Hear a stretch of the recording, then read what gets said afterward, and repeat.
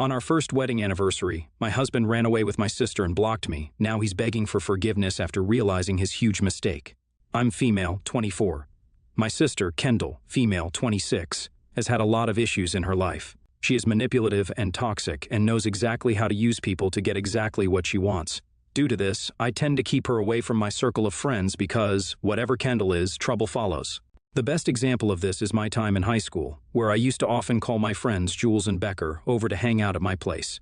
The three of us were really close friends, and while Kendall never really got in our way or behaved rudely with my friends, it was really clear that she was attracted to Jules. But Jules and Becca were dating at the time, and despite that, Kendall kept making advances. It ended up with Jules cheating on Becca with my sister, and our whole friendship breaking apart. Granted, of course, Jules was a douche in this scenario, but Kendall was extremely manipulative, and sometimes it feels like she did it just to add some spice to her life. Like there was no regard for the importance of a relationship or respecting boundaries. I wanted to stay friends with Becca, but it was going to be too tough for her emotionally, and I respected that choice. Ever since then, I began to notice the kinds of problems Kendall brought up. Half of her boyfriends were initially dating someone else, and that just gives me the ick. She would stay with these boys for a few months at max, being a really demanding girlfriend and basically using them for their money or fun. I hate to say it, but I kept her away from my partners as well because I was afraid that she would try and steal them from me. Yeah, she was more attractive than me, but as a person, she was terrible.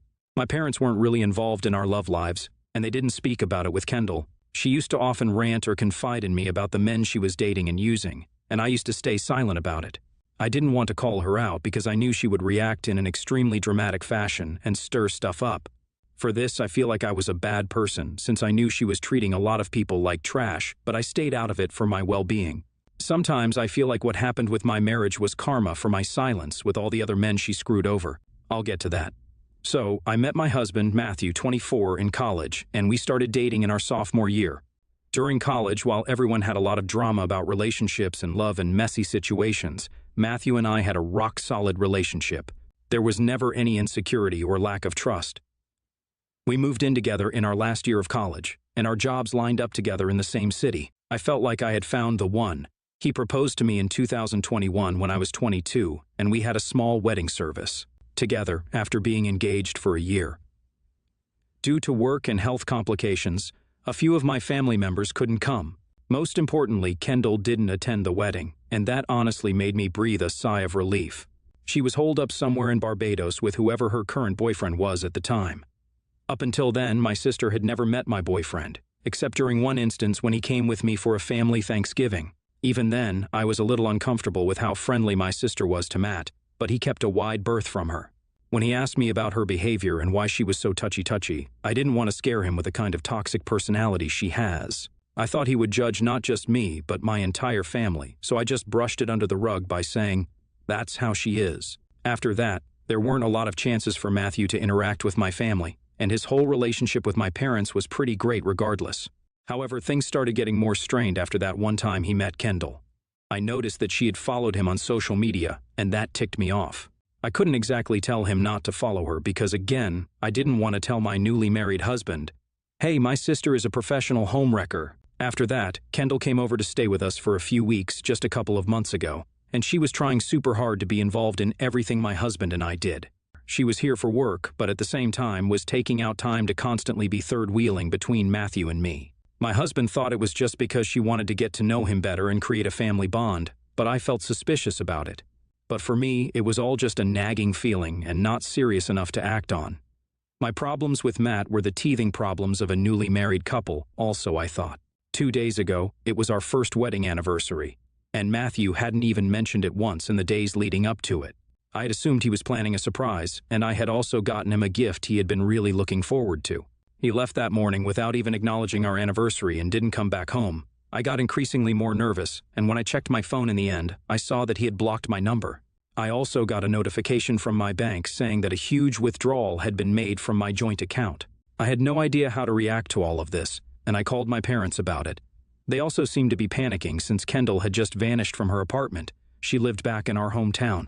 It didn't take a genius to put two and two together. Even though Matthew had blocked my number, I was so pissed that I opened up WhatsApp and sent him a huge tirade.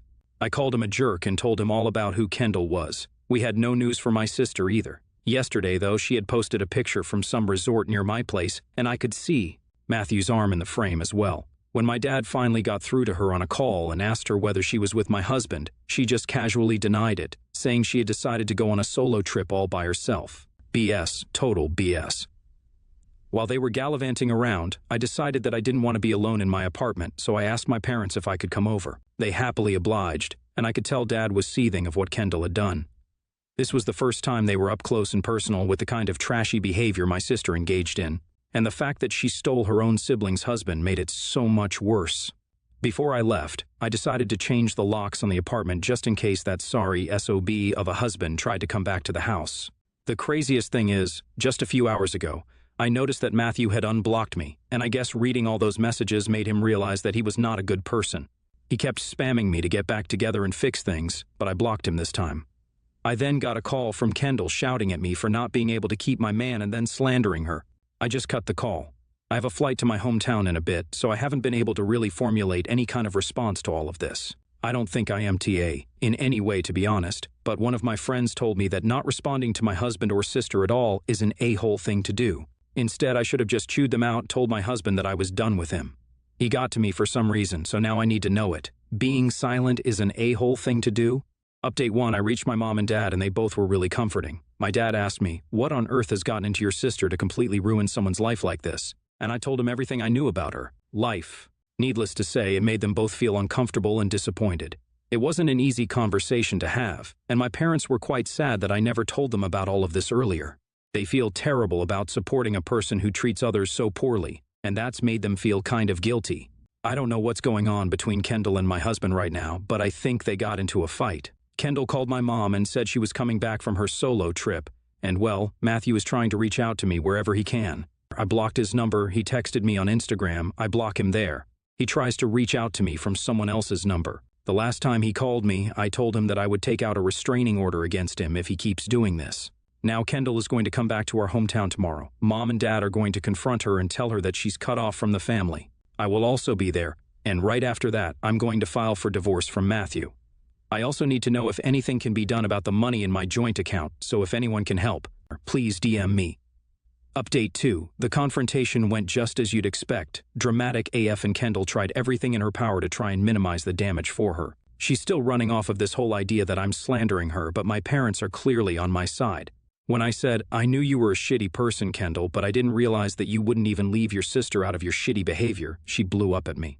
My sister said that I wasn't fulfilling Matthew, and the fact that he chose to cheat on me is on me, not her. I nearly took a swing at her, but my parents kicked her out and told her that she wasn't welcome in the house anymore, period. Update 3. I served divorce papers to Matthew. He's back in our city and has been living with a friend since I changed the locks on him.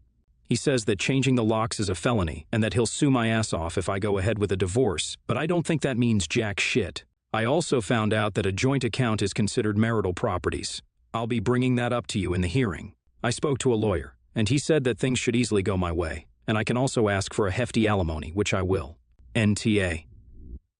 The only part of this where you're TA is the fact that you didn't call out Kendall or tell her past boyfriends about her behavior. Your friend is an understanding of your mental space and doesn't realize that you can't immediately confront your sister and husband after discovering their infidelity. Wow, OP just NTA at all. This should be on RMI the Angel because your friend is a nut job if she thinks you owe anything to your sleazebag sister and cheating husband. Next story. I'm a single dad to 3 daughters. This revolves around my middle, Juliet, 17, female. A few weeks ago, I took her shopping for her prom dress. She picked one that she absolutely loved, and she truly looks like a princess. Then last week she was very upset because she saw on Instagram that a classmate, not a friend, but someone in her grade, had bought the same dress, but in a different color. She tried asking the other girl to change, and the girl rightfully told her no. I was sympathetic and let her vent, also adding that it was a different color, so at the very least it wasn't too similar. The issue is, Juliet has been trash-talking the girl for the past week. This is very out of character for her. She's never been a gossip, but I've heard her venting to her friends about it. I let it go because what does venting really matter? Then I got a call from Juliet's history teacher saying that she overheard Juliet talking poorly about this girl repeatedly. While the girl is not in the class, and there's no evidence of bullying, she is worried it'll get there. I sat Juliet down and said, while I understand completely that this is frustrating, and I may not get all that comes with dresses and such, this isn't fair to the other girl. From what it seems, she didn't purposefully do this to hurt her. I pointed out the different colors, also offered to take her to return the dress, and she could get another if having a unique dress was that important. Juliet said that she shouldn't have to get a new dress. She kept trash-talking this girl. I finally told her, "It's a dress. Your feelings are valid, but you need to stop being so dramatic and let it go." This upset her and she left the room in tears. I tried talking to her about it, but she stayed in her room. My eldest, 22, female, told me I technically wasn't wrong, but I shouldn't have said it. I really try not to be a bumbling dad who doesn't know what he's talking about. I learned all stuff related to raising girls, have always made it very clear they can come to me for anything, etc. If I need to outsource a problem where they want a woman to talk to, they have their godmother, late wife's best friend. Was I the ass here? Update: I want to thank everyone for your feedback and advice. Some of you suggested there is much more going on here, and I agreed. I sat down with Juliet again and said, I stand by my sentiment, but I also think there has to be more going on. As I said, it's just a dress, and this isn't like her at all. Some of you suggested perhaps she had prior history with this girl. She said no, they don't even really talk. They only follow each other on social media because everyone follows everyone. I pushed more and asked why a dress was so important. She eventually admitted it wasn't, then went on to say that she's felt weird about prom this whole time and her senior year overall. When I asked why, she started crying and said she missed her mom and she wished she was here, etc.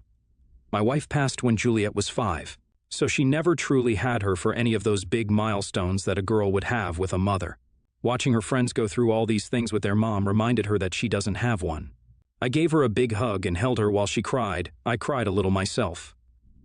I knew that Juliet struggled with her mom's death but had no clue it was still such an issue. Once she calmed down, Juliet insisted that she hadn't ever said anything to the girl, but agreed to apologize for even asking her to change the dress. She also promised to stop talking junk. I told her next time to just talk to me about it. I miss her mom too. When my eldest was going through all these milestones, her senior year, I definitely felt that someone was missing and that my wife should be there. So, crisis is over. I know some said to ban her from going to prom, and if she had continued her behavior, I would have. But considering she's going to apologize and is letting it go, I feel that's an overreaction. NTA, you aren't wrong at all. It is just a dress. I really thought this thread would be going somewhere else. But trash-talking a girl for buying the same dress in a different color is horrible, and it is a type of bullying if she's doing it to the point where a teacher calls you about it. Honestly, I tell my child if she kept this up then I'd cancel the prom because it's not that serious at all. Next story, my fiancé and I are getting married in July. We have expressed to all our guests that we wish to have an adults-only wedding, and our guests have to make arrangements. Please find a babysitter if they have children. We have several reasons. We have to keep the guest count under 50 or else 2 of our most expensive vendors both double their prices. Also, small children cause distractions. Simply put, we know lots of people allow children at their wedding, and that's okay. We just don't prefer children at ours. Not one of our friends had any opposition to this rule. All of them considered it nice to have a break from their kids for an afternoon, and were more than happy to get a babysitter. They all agreed with us that weddings aren't kid-friendly, and it's just less complicated for everyone to find a babysitter. The only person giving us a hard time is my sister-in-law. She has what we feel is a very unhealthy relationship with her 3-year-old son. She has coddled him to the point that he screams if she leaves the room. He has to be with his mom every second, or he gets physically sick. She has that baby attached to her hip so badly that she will not allow anyone except family members to watch him. And those family members are all attending my wedding. Her and my brother are trying to guilt-trip us into letting them bring my nephew to the wedding. They feel like because they are family, they are a unique circumstance and deserve a pass. We have set a boundary, and we feel like the right thing to do is enforce that boundary. To make matters worse, they have got my mother to side with them and call me to plead their case with them. I explained to her last night that if she brings them, she will not be fully present at our wedding. She won't be able to dance with my brother, who is my best man, and if I give in, it will be unfair to all our other guests. I have accepted that my sister-in-law will not be at my wedding, and by refusing to hire a babysitter, that is the choice she's making. I'm standing my ground and saying no. It's my wedding. I paid for the whole thing. I set the date, the location, and the flavor of the cake. If I say no kids, I want no kids. Am I the a-hole? Edit. Thank you all for the kind responses. I have always been a people pleaser and tempted to give in to keep the peace, so I'm sort of new to standing up for myself. I texted my sister-in-law, and I was polite but direct and said, no, you will not bring him to the wedding. I believe the conversation went over well, and she respected our boundaries. Thank you again. NTA. It's your special day, and you deserve to keep it just like you planned. Your sister-in-law needs to teach her son not to scream and shout when she's not there, though. How will he behave in school then? You're wearing your rules, OP have. The wedding of your dreams, and enjoy all the best. NTA. A child-free wedding is not a new concept, and your sister-in-law is the a-hole for trying to be the exception. Don't back down, you're not in the wrong. Good luck with the rest of your planning, and I hope you have a lovely wedding.